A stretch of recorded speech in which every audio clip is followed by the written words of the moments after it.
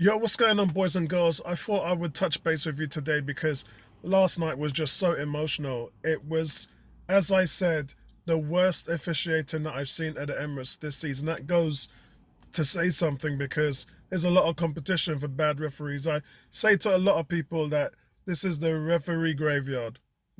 And you could clearly see it because at the time when Arsenal had two yellow cards, and by the way, booked for yellow cards for first tackles, there were players like Joe Linton who were just continuously making tackles, continuously throwing the ball away, and very rarely was anything done in that regard to Newcastle. And there was a time when they made two bad tackles, no cards, and as soon as we had a tackle, yellow card came out. And then you had to wonder and scratch your head. And straight after that happened, Joe Linton again, bad tackle, nothing done. Tackle from behind as well on Gabriel, nothing done. And it's just like, okay, so we've now had four bad tackles from Newcastle and no cards. This was before any of the penalties happened. So you could see there was that just referee not interested in all the time wasting, never booked the goalkeeper. The goalkeeper picked up a defender came in, placed the ball on the 6 yard line for the goalie to kick it out. He walks to his goal, taps, cleans his boots, tap it on the post, walks to the ball, picks up the ball, places it in a different spot, and then walks back to take the kick. All of that resulted in just 2 minutes time added on in the first half. Just laughable. I mean, you're sitting there scratching your head. You're thinking, what is going on? This guy's lost total control. And then that's when things started to get worse. You had all the issues with the free kicks and stepping over the foam, which eventually they were booked. But it was almost warning after warning after warning. With Arsenal, no warning, just straight yellow cards, just straight bookings. And then you had a plethora of players who was just really tippy-toeing and walking on eggshells because they had already been booked. And then you had players just wasting time. One person went down with cramp. I think it was Joe Willock went down with cramp. And then 5 minutes after that, three Newcastle players sat on the ground, on the pitch, trying to go down with cramp. And the referee ignored them. And when they saw that they were being ignored, they just got up quickly and started running again. I mean, that is just blatant. If you were that bad when you had cramp, you would never get up. And all of these things and tactics, and I'm talking about Alan Shearer and all of these guys talking about if teams are going to come and play that way and Arsenal have to deal with it. Yeah, I get all of that. But this team was in third position in the league.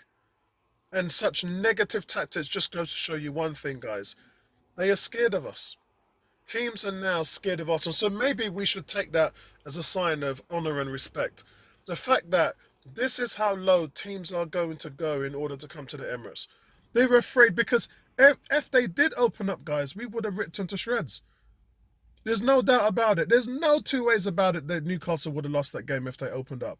Whatever they did, the tactics worked for them because they had the best defensive record in the league. Not everybody can come to the Emirates and do that. If you come to the Emirates and do that, and Brentford probably will, Man United, I don't know. I don't know whether Ten Hag would take those negative tactics. But if they do, then they're within a chance to leave there with a point. And if that's if that's what they're trying to do, then fair enough to them. But Arsenal right now trying to win games. And talking about the penalties now, I would say 50-50 on the arm. His arm was clearly up, but it was close proximity, and I think that we've seen them given and you've seen them not given. But the Gabriel shirt tug was absolutely ridiculous. Imagine you've got your Arsenal red shirt on and then you've got your white t-shirt on underneath it. His white t-shirt was visibly apparent for everybody to see, which means the guy was just ripping you to shreds. And what I didn't like about that was VAR was not interested. And I know Howard Webb has said to the referees this year, we want referees to make more decisions. We don't want to rely on VAR. But the bias in the game was such that they had a guy, I think it was Burn. Burn slipped on a corner. It was a corner to Newcastle, and he slipped.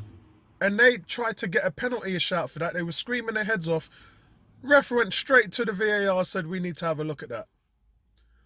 And when it happened to Arsenal, and all the Arsenal players were running in his face when Gabriel went down, he wanted none of it. He didn't even say, Yeah, let's get another look on that. He wasn't interested. And that is the complete bias that I'm talking about. The fact that for very little or nothing, you would look at Newcastle and look at any opportunity you would have at making them score goals. And as soon as it came to Arsenal, you weren't interested. You didn't want to know. And that, for me, is what spinned off the bias. And honestly, look, I'm proud of our boys because, you know, we turned up yesterday. We didn't get beat, even though we really didn't have a chance of getting beat because Newcastle's tactics were so anti-football that, they wasn't within a shot. I can't remember Aaron Ramsdale doing much when he had the ball in terms of saves. I can't remember him doing anything at all. And then his distribution then was in question because he had to play the ball out the back with Newcastle in press. But I can't remember Newcastle causing us any problems, if I'm honest. And I did say that the two big issues in the game was that Burn and Trippier don't have much pace. And really, the onus was on us for Martinelli and Saka to turn up and rinse them on that side. And Saka did okay. Martinelli didn't have a great game. I thought Nketiah through the middle was fantastic. Party brilliant in the midfield. I thought Zinchenko was just so smart. The way Zinchenko planted those balls in, just going straight through the seam countless amount of times. It wasn't one or two passes.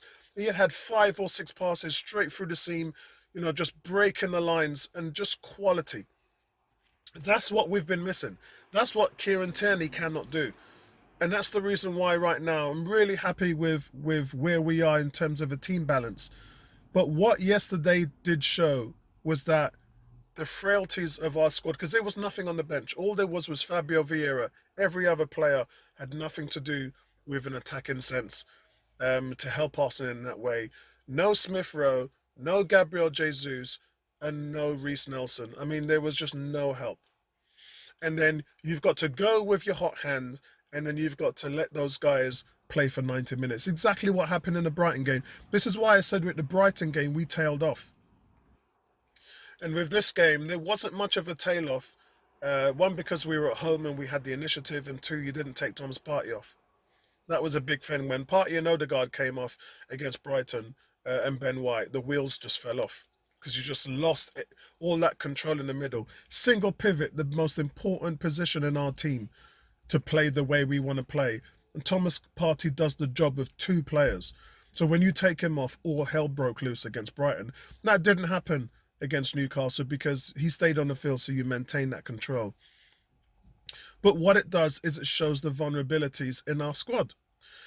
And that brings me to Mudryk. Now, not good news this morning, I'm afraid, guys. Mudryk, the second bid as we know it, has been rejected. The original bid was for 40 million and then 20 million add-ons. This new bid was for 50 million and 20 million add-ons. So it was more guaranteed money, but they are holding out for 85 or 88 million. Um, and by Arsenal's account, they're still about 15 million short of that. Now, look, he is not worth that much. He's not played a lot of games. He's unproven at this level. So how this guy's going for double that amount, I just think is ridiculous. We know that Man United got desperate on Anthony and then they pulled the trigger there. They overpaid for him. Man City overpaid for Grealish because of the release clause. There's no one at this point in time in January that's going to overpay. Now, Chelsea, I don't know what they're going to do. They're desperate. They need to make a statement.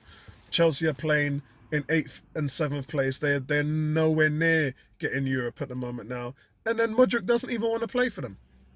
He's already agreed personal terms with Arsenal, and that's where his love and interest is. I mean, the man is spinning around doing somersaults for Arsenal at the moment. You cannot be more apparent if you look at your social media in terms of the respect he has for Arteta and obviously his interviews he's done with Zinchenko's wife.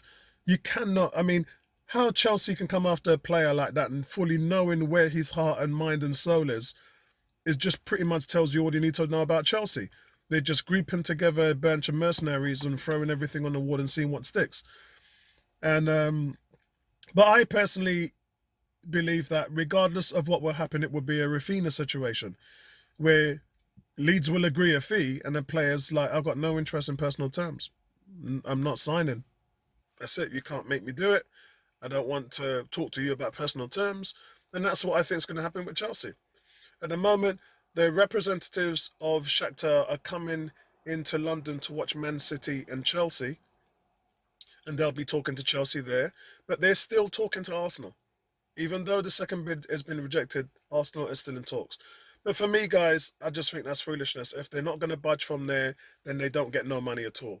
You know, better for them to take the 70 million than nothing at all. Because Arsenal have got a couple of players, in terms of Joao Felix, which they can look at, um, and then just sort of facilitate that, which would be much cheaper. And with the Felix one, we know no one's going to pay them foolish money. I actually think Felix is a better player than Mudryk. He's more proven. He's played more games. Um, he had a really good World Cup as well. I think he's actually a better player, and he can play at the point.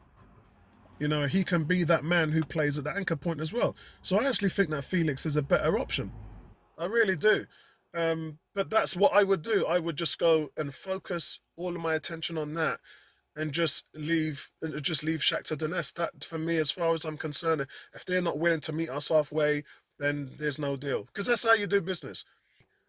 For an unproven player who's just started to score goals, that's like, look at us and Eddie Nketiah, right?